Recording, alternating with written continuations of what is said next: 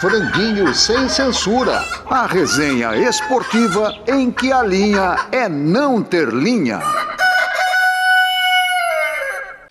Fala galera, vocês estão bem? Sejam muito bem-vindos a mais um Franguinho Sem Censura. Essa semana tá especial com muitos assuntos polêmicos, outros nem tanto, mais light, mas sempre com aquela resenha saborosa, gostosa. Antes de mais nada, queria convidar você a se inscrever no nosso canal, acionar o sininho, para você espalhar esse prato delicioso que é o franguinho, que está no ar agora. As manchetes do dia. Campeonato Brasileiro, o Botafogo continua na liderança, seguido por Palmeiras, Fluminense e Cruzeiro. Coringão continua na zona de rebaixamento. Jogador do Cuiabá troca mensagens sobre aposta. Missão foi cumprida. Mateuzinho, lateral direito, indica ser punido propositalmente com cartão durante o jogo da Série B do Brasileiro do ano passado, quando ainda defendia o Sampaio Corrêa. Morre Antônio Roberto Arruda, o Arrudinha, jornalista apaixonado pelo Flamengo e amigo de Pelé. Vlamir Marques recebe indicação ao Hall da Fama da FIBA. Atleta do basquete do Corinthians entre 1962 e 72, vai receber o título durante o Mundial Masculino em agosto. Alô, pessoal do Franguinho Sem Censura. É muito emocionante você receber um prêmio a nível mundial, né? Quer dizer, é uma consagração, né?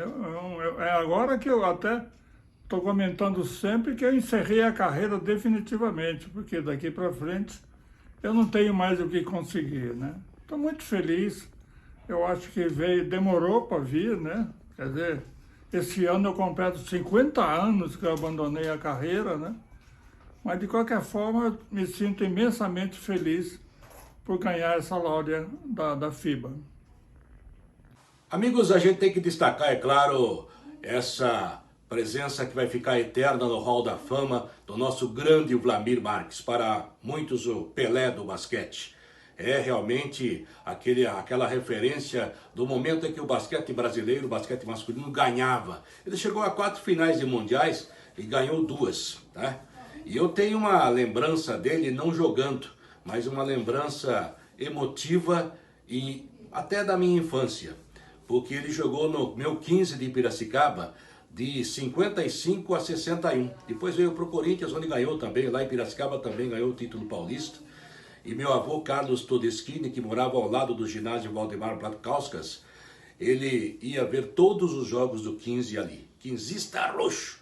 E eu nasci em 57, ou seja, não peguei aquele auge do Vlamir. Mas ele me contava das grandes jogadas, de quem era esse Vlamir, o Diabo Loiro.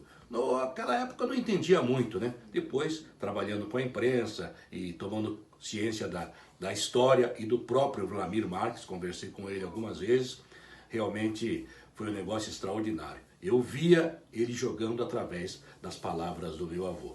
Olha, que sorte, hein, para o Hall da Fama. Afinal, ele merece homenagem e demais enquanto está vivo.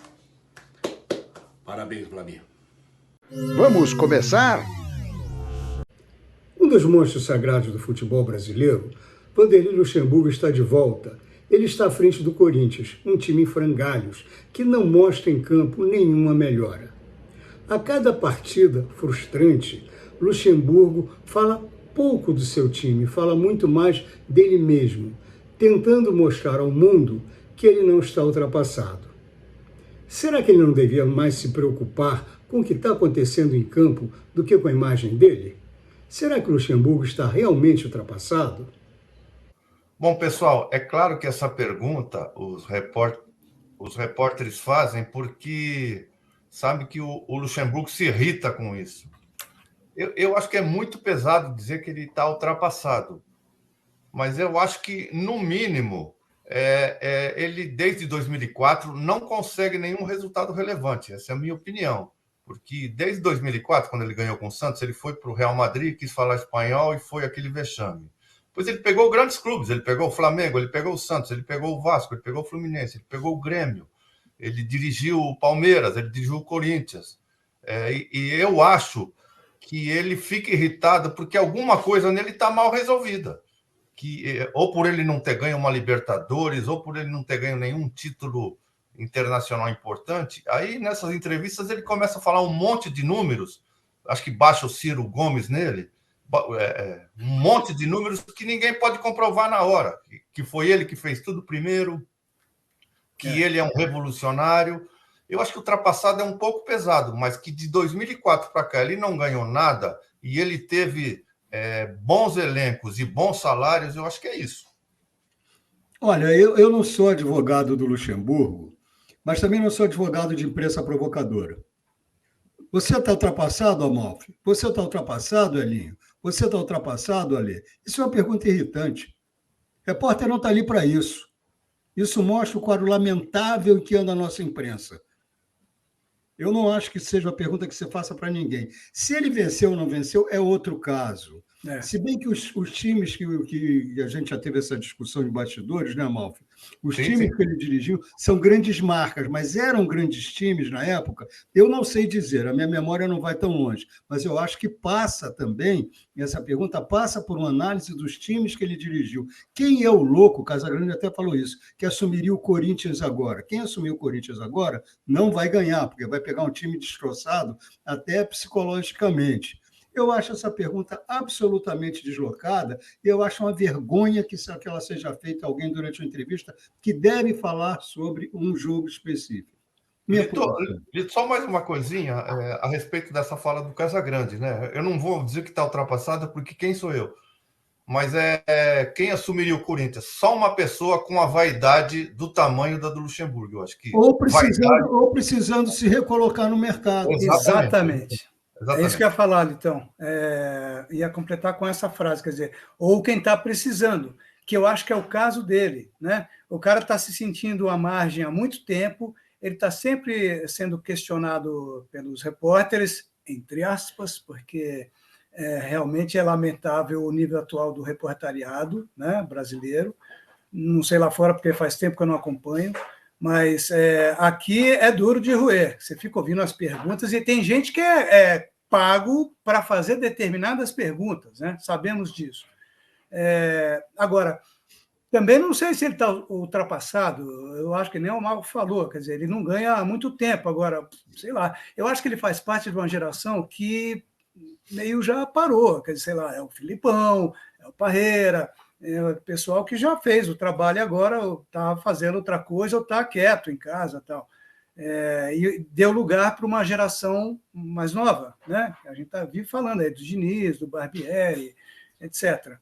Agora, eu não tenho muito mais o que dizer, é isso. É um resumo do que vocês dois falaram. Eu vou defender minha classe aqui. Eu acho que essa pergunta do etarismo, né, dele estar ultrapassado, ele está velho para assumir a função, ele é o técnico mais velho a assumir o Corinthians da história, foi feita na coletiva de apresentação. Perguntaram para ele assim, o que você tem a dizer sobre as pessoas que dizem que você está ultrapassado? O restante, ele deu a entender, mas você quer perguntar se eu estou ultrapassado? E essa pergunta não foi feita. Ele sempre puxa para um lado, mas você quer perguntar se eu estou ultrapassado? Então, daí ele volta, como o Lito bem lembrou, ele faz um histórico, ou o Amal falou, um histórico do que ele fez, né, das aventuras dele, das introduções ao treinamento, enfim. E eu não acho que ele está ultrapassado. Eu também não acho que ele fez maus trabalhos depois de 2004. Ele foi campeão paulista com o Palmeiras 2 vezes, 2008, depois em 2019. Começou a lançar os garotos no Palmeiras. O Palmeiras ganhou muito ativo com ele. E quando a gente fala de vaidade, a vaidade é quando você vai fazer alguma coisa que você não precisa, né? Talvez seja isso, assim. Tipo, ele não precisa mais trabalhar porque deve ter uma condição financeira tranquila e acomodada. Mas ele quer ir fazer o trabalho. Acho que tem um pouco de vaidade, sim, para mostrar, não de aparecer, olha, de estar na ribalta, entendeu? Mas eu não ocupo, eu acho que ele está procurando trabalho, né? Trabalho. Eu também todos nós queremos mais trabalho porque a gente precisa. Debate Franguinho, um debate bem temperado. Escândalos de corrupção são cíclicos no Brasil. O mais atual envolve o futebol. Casas de apostas pagando a jogadores para forçarem cartões amarelos durante determinadas partidas. Jogadores que recebem 100, 200 mil reais por mês se vendendo por 50 mil reais. Faz sentido? Tem necessidade? Bom, sobre o caso, né, o escândalo das casas de apostas, eu não acho que o campeonato vai ser paralisado, assim. eu acho que a punição maior vai ser em cima dos atletas, nem entre os clubes, né? O Lito pode falar melhor sobre o caso da Ferrari que aconteceu, quando eles mudaram a potência do motor fora da regularidade, depois eles receberam uma punição financeira muito alta e depois receberam uma punição física, né? Que o acelerador só ia 90% da capacidade e isso fazia com que eles ficassem atrás dos outros. Mas isso numa temporada seguinte, né, Lito? Imagina, né?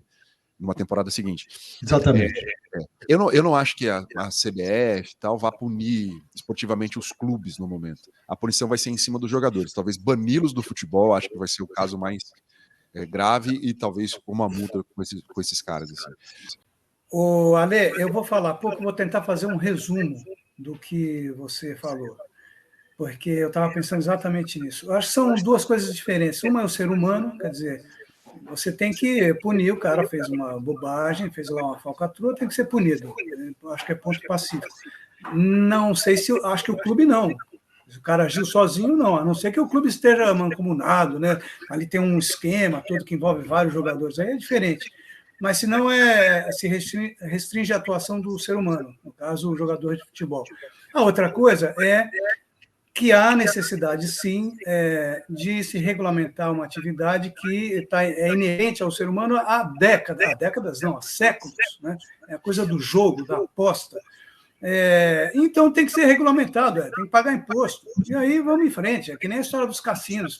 Toda hora, não pode jogar, mas pode. Aí o cara abre um baita de um cassino, aí pouco tempo depois fecha, mas dá emprego para um monte de gente, mas é uma falcatrua, não é uma falcatrua. Então, essa coisa tem que ser aproveitado esse momento para se regulamentar. Olha, eu não sou sociólogo, mas eu vejo isso como um fenômeno da nossa sociedade. Nós temos no Brasil o culto ao ilícito, a malandragem. É o jogador que finge uma contusão, quando funciona ele sai com aquele riso sardônico dele, sou eu o malandro, sou eu o esperto. Sabe? Aqui se cultua isso. Isso é um exemplo que vem de cima, gente. Não estou dizendo que eles não são culpados, eles são, sim, culpados, mas também tem que entender não, o que ocasiona, não tem que entender nada, tem que punir drasticamente para exemplificar, como bem colocou o Alê. Mas eles vivem num ambiente onde tudo é permitido, onde eles são tratados por meu craque. Dentro de campo se pode tudo. As agressões mais bárbaras são olhadas como naturais. Os assédios, as ofensas, é tudo natural. Então, eles são acostumados, eles veem de baixo para cima, eles olham de baixo para cima e veem a ilicitude comendo solta. Falou, tá falado, mas não devia. Sua Excelência Tarcísio Gomes de Freitas, governador do estado de São Paulo. O senhor sabe quem é a Dona Irã Barbosa? Paulo Vanzolini? Rita Lee? Qual o motivo que o fez negar a declarar luto oficial pela morte de Rita Lee? É sempre assim. O talento incomoda os medíocres. Bárbara Gância deu recado para o ilustre morador do Palácio dos Bandeirantes. Quero agradecer ao governador Tarcísio por ter se negado a declarar luto oficial no estado de São Paulo pela passagem da nossa Rita Lee. Nada teria enojado mais a rainha do rock do que receber uma homenagem oficial partindo de um milico de extrema-direita, bolsonarista, retrógrado, sem nenhuma ligação com o nosso estado e, ainda por cima, com zero charme. Obrigada, Tarcísio, de coração. Par ou ímpar? Quem joga mais? Meus amigos, olha, Mano Menezes e Renato Gaúcho em bela disputa, hein? Renato é um fanfarrão, foi um jogador extraordinário. O Mano jogou muito pouco futebol e dizem que muito mal, inclusive, né? Mas ele arma bem as defesas. Ele e o Abel Ferreira brasileiro, que ele reclama com a arbitragem também, e já foi melhor, né? O Internacional tá caindo aí pelas tabelas, não tá jogando bem, não. E o Renato com o Grêmio idem, né? Entre os dois, eu fico com a seriedade do Mano ou com a fanfarronice do Renato Gaúcho. Bom, eu acho que o Renato dá melhores entrevistas. Algumas piegas, mas dá. Vou ficar com o Renato Gaúcho, até pelo que ele significou como jogador de futebol. Bom, a gente já falou aqui do Luxemburgo. Eu acho que o Franguinho hoje no vaidômetro, tá? O vaidômetro tá lá em cima, né? Luxemburgo, Renato e Mano. Mas a discussão aqui é Mano e Renato. Eu penso que o Renato ele é meio como um Nero, assim, quando ele foi se enfiar uma adaga no próprio peito. Ele acha que o mundo não existe sem ele, né? Ele falou que grande artista esse mundo vai perder, né? Eu gosto mais do estilo do Mano. Eu acho que o Mano, às vezes, ele é mais irônico, mais sarcástico, e eu acho que é mais competente que o Renato. Eu prefiro o Mano. Primeiro porque ele fez grande trabalho no Corinthians. O corintiano falando, veja só. Invenção total aqui.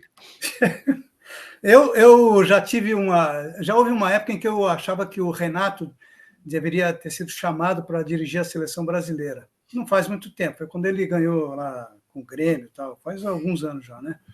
Mas ali eu achava que ele estava bem encaixado. Depois eu não entendi, ele, não sei o quê, aí pediu a estátua, ganhou uma estátua no Grêmio. Ali eu já achei esquisito. O cara pediu uma estátua, pô, faz uma estátua para mim, porque eu mereço. Depois ele foi para o Flamengo, não aconteceu nada. Então, eu não sei. E o Mano, eu não sei. O Mano também não me diz muita coisa, viu, Amalfi? Eu acho que nenhum dos dois me emociona, não. Então você vota nulo? Eu voto em branco. Que coisa feia. É um Grenal, né? Hoje é um Grenal, né? Renato e Mano. Cara, pelos resultados, né? Acho que o Renato conseguiu mais resultados, né? Mais conquistas, eu acho, assim. Foi campeão da Libertadores, né? O Mano conquistou a Copa do Brasil com o Corinthians, talvez estaduais, né? Não me lembro de outra grande conquista, assim.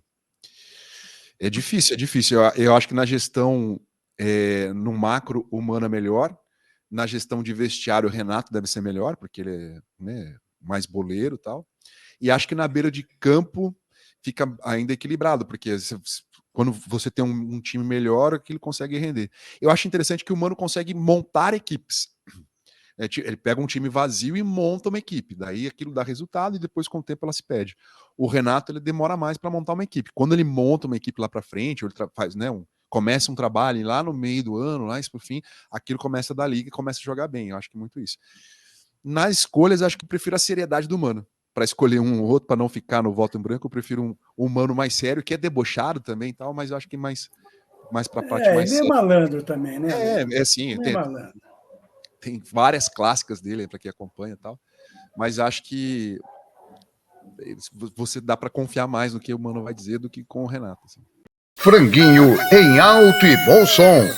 Fala, Tonico Duarte. Aconteceu no século passado, no começo da administração Gloriette Treviso. A Joana, minha filha, veio morar com a gente. E ela era pequena ainda. A gente morava nas Perdizes, a casa rolava música o dia inteiro. E aí chegou um fim de semana, a Gloriette pintou com ingresso e falou: hoje a gente vai ver a Rita Lee. E a Joana era louca pela Rita Lee. E a gente foi. E terminou o show, tem aquele negócio, vamos lá no camarim para falar e coisa e tal. E a gente foi. A Rita estava de cabelo cor de cenoura, abraçou a Joana olhou para ela, extasiada, e falou assim: Rita Lee, eu pensei que você fosse do reino da fantasia. Aí a Rita abraçou a Joana, apertou e falou para ela: olha, eu sou e você é também. Foi a coisa mais bonita que eu ouvi nos últimos tempos. E ficaram abraçadas ali, conversando. Aí chegou o Gilberto Gil. A Rita estava tão entusiasmada com aquele negócio, falou: está vendo a Joana aqui? Ela disse que pensou que eu era do reino da fantasia. E aí o Gil falou: mas ela é. Eu acho, só para completar aqui o ciclo Rita Lee, completar não, que ele não se completa nunca, que a Rita não é a mais completa tradução de São Paulo. Eu acho que a mais completa tradução de São Paulo é a Hebe. e porque é esfuziante, milionária, confusa, generosa e cafona, exatamente como o Sampa.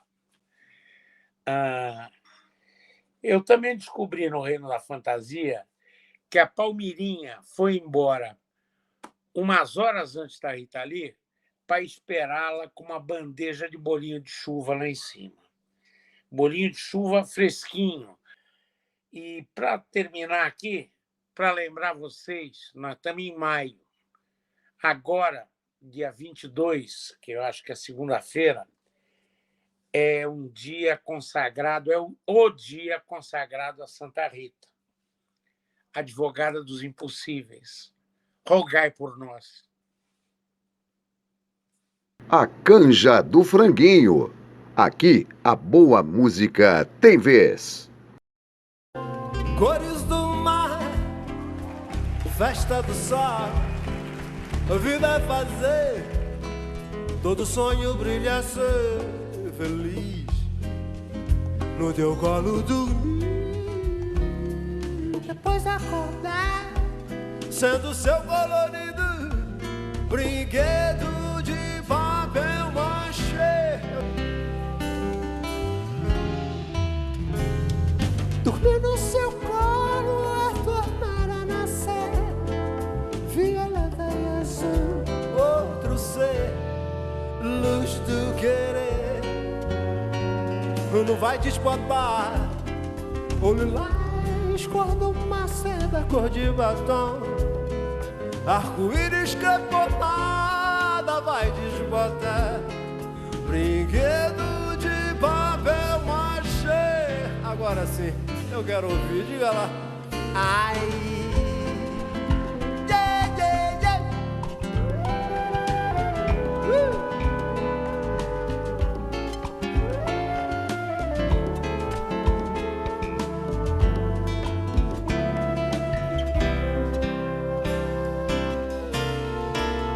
Ai, ai, ai, ai, ai. Yeah, la, la, la, la, la, la, la, la. Yeah, la, la, la, la, la, la, la, la. Yeah, la, la, la, la, oh, oh. Ai, ai, ai, ai, ai. Yeah, la, la, la, la, la, la, la, la. Yeah, la, la, la, la, la, la, la, la. Yeah, la, la, la, la.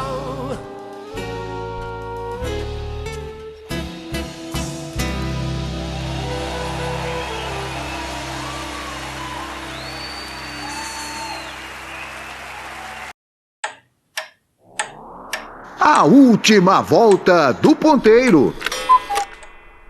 Olha, eu vou ler aqui para não falar besteira, porque é muita informação.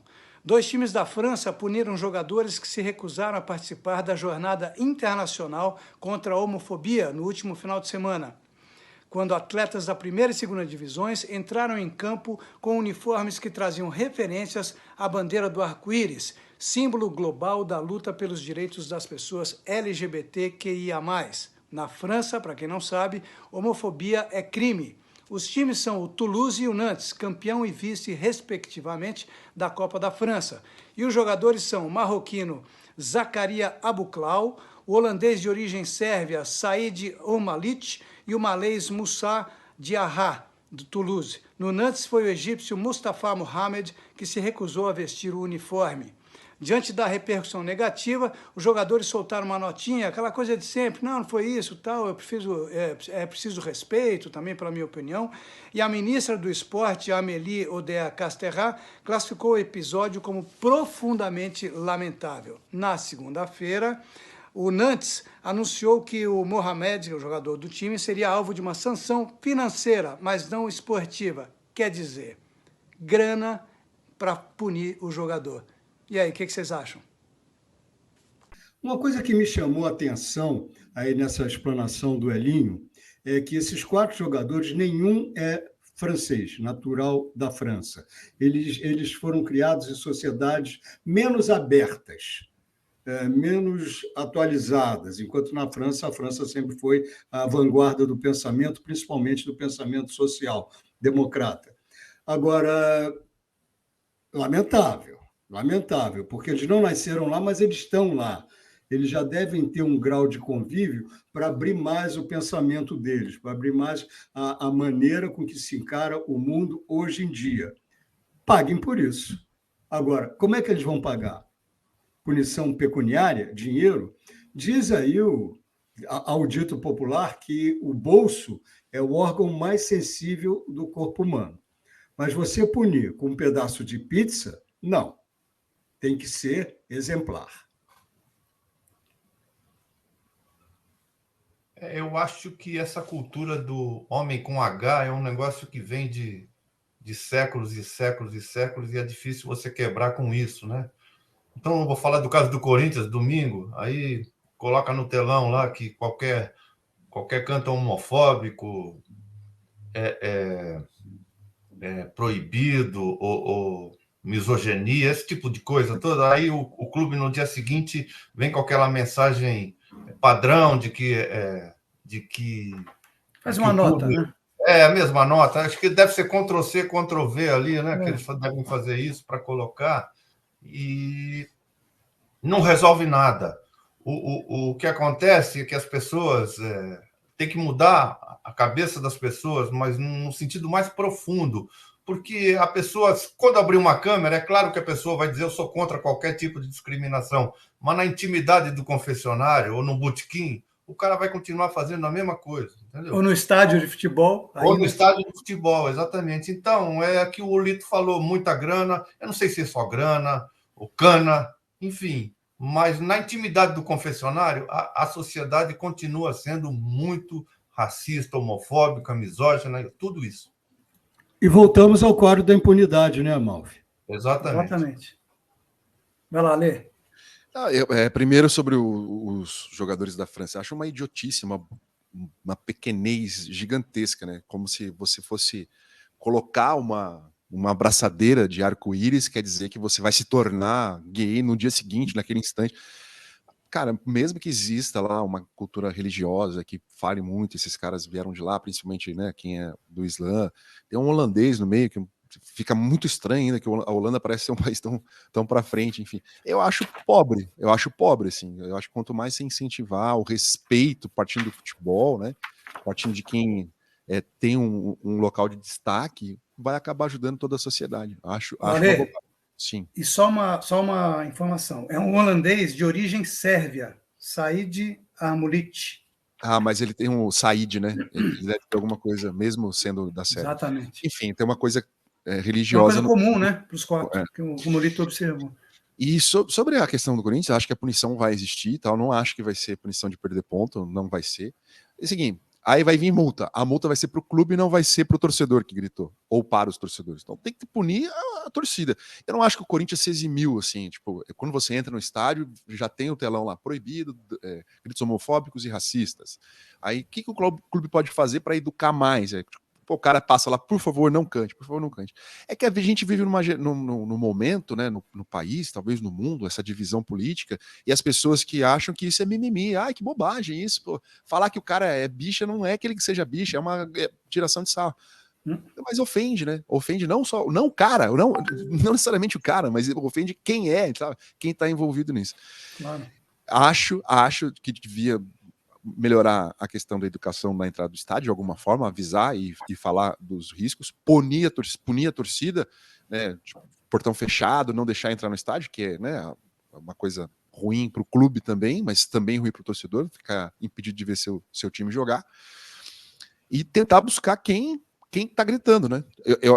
Eu fiz um programa esses dias e que alguém lembrou da questão do Grêmio, né? Lembra da torcedora do Grêmio contra o Aranha? Isso acabou lá, porque o negócio foi muito feio, e isso acabou lá. Por mais que podem existir no meio de qualquer torcida pessoas racistas, misóginas, homofóbicas, mas isso acaba sendo evitado, como o Lito vem dizendo desde o início do nosso franguinho aqui, não ter impunidade, né? Punir severamente, que é a melhor forma, seja no bolso, né, ou seja impedindo de fazer uma coisa que ele ame tanto, que é ver o clube jogar. No caso do Corinthians, no caso da torcida, desculpa, Aline, no caso das Imagina. torcidas, eu acho que tem que ser punido, e tem que, como aconteceu com o Grêmio, a própria torcida passa a vigiar, passa a coibir, porque ela sabe que aquilo, ele concorde ou não, mas aquilo vai prejudicar o time dele, que é o valor maior. Então, você pode continuar acreditando, mas cala a tua boca. É isso que tem que ser imposto. E só tem um jeito, é punir as torcidas, proibir as torcidas. Porque identificar, no caso do Grêmio, que o Alê citou tão bem, se identificou facilmente a torcedora chamando o Aranha de macaco. Então, por que não vai se intimidar, se identificar quem entoou esses cantos homofóbicos? É claro que existe, é claro que pode. Por favor, Amalfi. Oi, desculpe, Lito, só que a torcida, quando o time não está jogando bem, fala, se não jogar por amor, vai jogar por terror, né? Eu acho que tem que ser o contrário, bate na... Se vocês não respeitarem a lei por amor, que é o que a gente está falando aqui, vão respeitar por terror, que é o que o Alê falou. Cana, multa pesada, perda de pontos, jogar com portões fechados. Se não respeitar a lei por amor, lei, tem que ser por terror, que é o que eles fazem, né? Olha, eu só queria dizer o seguinte, que existem duas coisas que eu queria falar. Uma é a questão da punição, e eu lembro também o caso do Wallace do vôlei, que era uma punição ali, eu falei, nossa, agora vai funcionar, o cara ia ficar banido 5 anos, sei lá quanto tempo. E aí virou uma... Não aprende, né, Lito? 90 dias, a gente é esperançoso, né, Lito? Agora vai, viva o ser humano, imagina, mentira. Virou uma punição de 90 dias. Mas que coisa linda! 90 dias. Então, façamos de novo. Vamos lá botar nas redes sociais do cara quem é que daria um tiro na cara do presidente. Se fosse o Bolsonaro, seria a mesma coisa. Não é porque é o Lula. Ele não pode fazer isso. Pô. Você está falando de uma instituição. Não é o Luiz Inácio nem o Jair Bolsonaro. É a instituição presidente da República. Ponto. Você não tem que fazer isso. E ficou claro que o cara não concorda, né, com quem está no poder. Bom, aí ele fez isso, só tomou aquele susto, mas aí voltou, não, peraí, Wallace, que daqui a pouco a gente dá um jeito, tal, então virou 90 dias. Então, a questão da punição. A outra questão... Eli, você me permite uma parte? Claro. Isso já pode servir de plataforma para ele se candidatar a deputado, hein? Ouçam o que eu estou dizendo, não seria o primeiro caso. Que tristeza. E é capaz de ser eleito. Bom, e a outra coisa, Lito, Amalfi e Alê, na questão de... Eu já ouvi o termo educação esportiva, né? Que tem que haver educação esportiva dentro dos estádios, nos ginásios, etc. Eu acho que é uma questão de educação, é a coisa ampla, é a educação do país. E eu estou falando de educação formal e informal, quer dizer, nós somos um país onde as crianças aprendem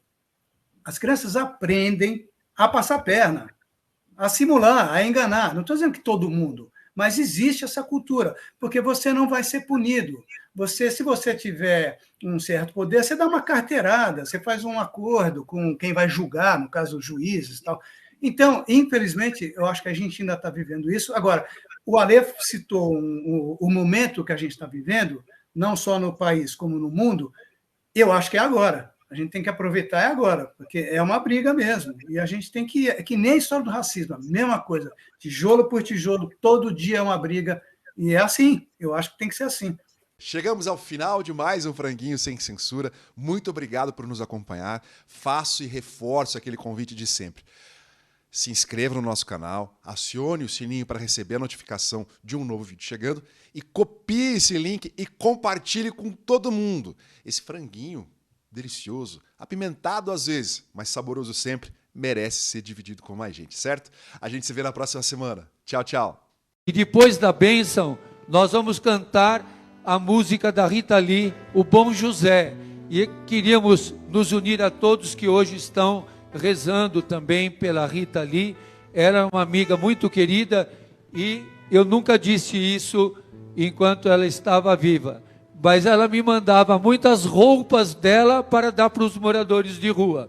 E eles ficavam encantados de receber as roupas da Rita Lee. Todas as suas roupas, cheias de brilho, cheias de espelhinhos, cheias de pedrinhas, cheias de coloridos e num corte muito especial. E todo mundo queria as roupas da Rita Lee. E alguém um dia me perguntou, por que você não vende e faz um leilão? Falei, não foi para isso que ela mandou. Ela mandou para dar para os irmãos de rua. E foi isso que ela fez e foi isso que foi feito. Eu acho que, do que eu conheço da história de Jesus, eu acho que é o homem que mais vive perto da história de Jesus na Terra hoje em dia. Seja religioso ou não, isso que você falou é isso. Se existe um cristão na Terra, é o Padre Júlio. E por falar em amor, viva o Padre Júlio Lancelotti. O Padre Júlio Lancelotti é um raio de luz. Ele é uma bênção divina para esse país que precisa muito, muito, muito dele, da voz dele, do exemplo dele. Juntando os três, né? O Padre Júlio Lancelotti é um dos caras mais importantes da nossa vida atual e é um grande revolucionário. Padre Júlio Lancelotti. Mano, isso sim é sacerdote. O Deus de verdade fez com que de serventia o coração do padre, mano, brote. A sua vida, filhote, não é pra nenhum fracote. O mano, o padre, com todo respeito, acorda na madrugada, quando a noite ainda tá calada, pra tratar das pessoas que tão com a fome abalada. Essa gente largada, esses mano da quebrada, essa gente que precisa ser ajudada. E lá tá o padre na rua, na calçada, servindo rango na abraçada. Tem alguns mano ajudando, formando uma pequena brigada. Até a tarde. Mano, o padre é humano, o corpo esgota, mas sua alma, essa nunca tá cansada. Padre Júlio, esse sim é religião de verdade, extrapola na bondade. Um homem de idade que tá na atividade, sem vaidade. Seu padre, o senhor sim é uma entidade. O senhor é uma sumidade pela sua civilidade. Tenho orgulho em tê-lo na minha cidade. Sorte a minha de ser seu xará, Padre Júlio. Meu orgulho pelo senhor, padre, eu faço barulho. Vida longa ao nosso maior cristão. Um beijo na sua mão, do MC Julião.